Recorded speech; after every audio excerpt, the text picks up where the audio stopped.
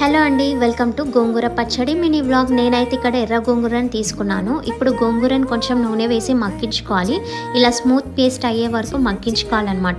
ఇప్పుడు పచ్చడిలోకి పౌడర్ కోసం నేను ఎండుమిర్చిని, ఎల్లిపాయలు, ధనియాలు, మెంతులు, కొన్ని ఆవాలు, కొంచెం జీలకర్రని తీసుకున్నాను. వీటిని కొంచెం నూనె వేసి దూరగా వేయించుకోవాలన్నమాట. ఇప్పుడు పోపు కోసం ఆవాలు, జీలకర్ర, ఎండుమిర్చి, మినపప్పు, శనగపప్పు, కొంచెం నూనె, ఇంగువ, ఎల్లిపాయలను కచ్చాపచ్చా దంచుకోవాలి.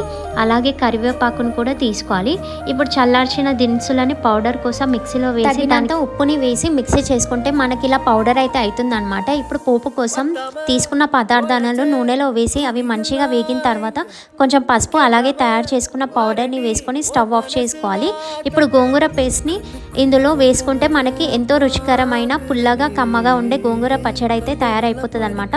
టేస్ట్ విషయానికి వస్తే వేడి వేడి అన్నంతో ఈ గోంగూర పచ్చడి అద్భుతం అనమాట. ఇంకా video like, share and subscribe.